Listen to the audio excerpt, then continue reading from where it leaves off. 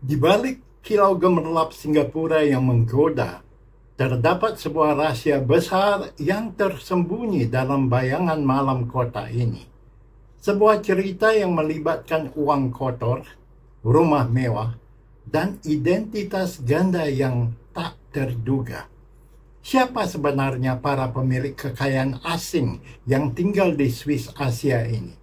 Mari kita mengungkap rahasia yang tersembunyi di dalam kisah ini.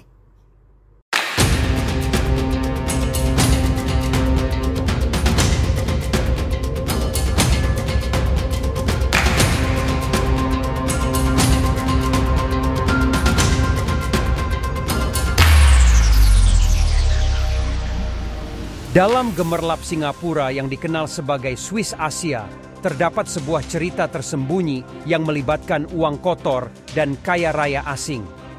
Pada tanggal 15 Agustus, tindakan keras terbesar terhadap pencucian uang di negara ini pun dimulai. Seorang pria yang menjadi target penangkapan nekat melompat dari lantai 2 rumahnya, mencari perlindungan di dalam selokan. Pertanyaan pun muncul. Siapa sebenarnya individu ultra kaya asing yang tinggal di Singapura? Su Haijin, seorang warga negara Tiongkok yang tinggal di Siprus, adalah pahlawan kisah ini. Dia ditangkap di Good Class Bungalow-nya, tempat tinggal mewah tertinggi di Singapura. Saat polisi datang untuk menangkapnya, Su Haijin melompat dari balkon lantai 2, seperti adegan dalam sebuah film, dan bersembunyi di dalam selokan. Luka-luka akibat lompatan itu membuatnya harus segera mendapatkan perawatan di rumah sakit. Ternyata Su Haijin memiliki 2 paspor, satu dari Tiongkok dan satu dari Kamboja. Dia juga adalah salah satu pemegang saham dari sebuah perusahaan Kamboja. Razia yang mengepungnya ini adalah bagian dari operasi yang lebih besar, dengan lebih dari 400 petugas dari berbagai departemen yang ikut serta. Properti mewah senilai lebih dari 15 juta disita dalam operasi ini, bersama dengan puluhan kendaraan, ornamen mewah, dan botol minuman keras yang mahal. Selain itu, lebih dari 35 rekening bank dan lebih dari 110 juta dalam bentuk uang tunai juga berhasil diamankan. Barang-barang mewah seperti tas dan jam tangan, perangkat elektronik, perhiasan, serta emas dan dokumen mengenai aset virtual juga turut disita. Para pelaku yang ditangkap terdiri dari warga negara Tiongkok, Kamboja, Siprus, Turki, dan Vanuatu. Mereka diduga terlibat dalam pencucian uang hasil kejahatan di luar negeri, termasuk penipuan dan perjudian online. Namun, cerita ini tidak berakhir di sini. Seorang analis yang tidak mau disebutkan namanya menyoroti fakta bahwa Anda tidak dapat memiliki $1 miliar Singapura yang dikaitkan dengan pencucian uang di Singapura tanpa keterlibatan berbagai agen lokal dalam industri keuangan dan penjualan. Semua tindakan ini mengundang pertanyaan besar tentang kerjasama dan ketidakpedulian yang mungkin terjadi. Tindakan keras ini pun menuai spekulasi apakah pemerintah Tiongkok berada di baliknya.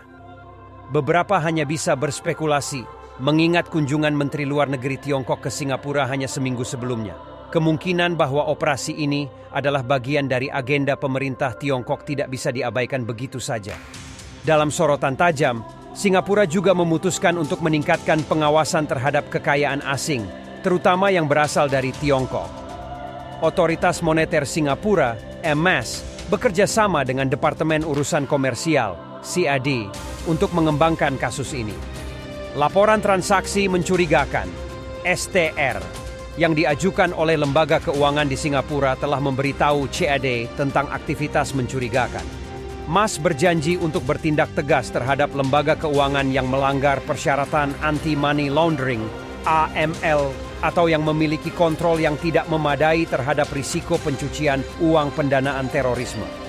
Namun cerita ini semakin menarik ketika melibatkan kelompok-kelompok gangster dan bahkan bank-bank besar seperti Deutsche Bank dan Citigroup.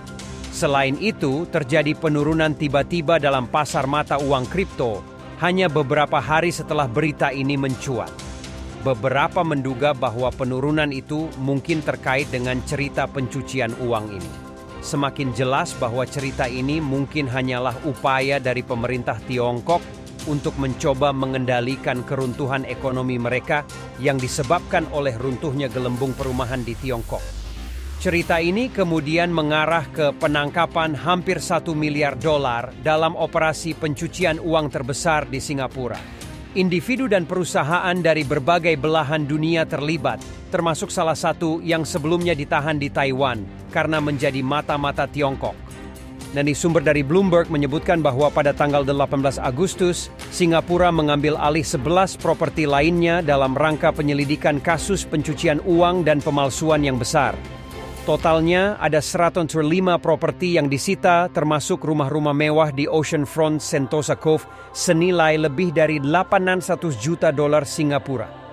Namun, ada satu hal yang perlu diperhatikan di sini. Rumah-rumah mewah yang disebut Good Class Bungalows itu sebenarnya tidak dimiliki oleh terdakwa dan bukan bagian dari aset yang disita. Mereka hanya menyewa properti-properti tersebut. Penindakan pencucian uang ini mungkin hanya puncak gunung es, dengan miliaran hingga triliunan dolar yang disembunyikan di bank-bank Singapura. Ini bukan hanya urusan pelaku kejahatan biasa, tetapi juga melibatkan pejabat-pejabat pemerintah yang sangat terhubung dari seluruh dunia yang menggunakan bank-bank Singapura untuk mencuci uang kotor mereka. Menurut laporan berbagai media Tiongkok di Singapura, pada tanggal 18 Agustus, ratusan warga Tiongkok lainnya dan sindikat yang disebut The Fujian Gang mungkin juga terlibat dalam kasus ini. Bahkan ada 60 agen properti lokal yang ikut serta dalam penyelidikan ini. Terungkap bahwa anggota sindikat pencucian uang ini semuanya berasal dari provinsi Fujian di Tiongkok. Mereka memiliki beberapa faksi utama dengan nama-nama seperti Su, Wang, Hu, dan Chen. Meskipun mereka mungkin tidak terlalu terhubung satu sama lain atau sering berinteraksi, mereka semua tahu tentang keberadaan satu sama lain. Beberapa anggota sindikat ini terkenal di Singapura dan dikenal sebagai Fujian Gang. Sindikat ini dikenal dengan gaya hidup mewahnya. Mereka sering menghabiskan uang dalam jumlah besar di klub malam, dengan pengeluaran mencapai lebih dari $100.000 dalam satu malam di klub. Kesimpulannya, ini adalah cerita besar yang mengguncang dunia keuangan.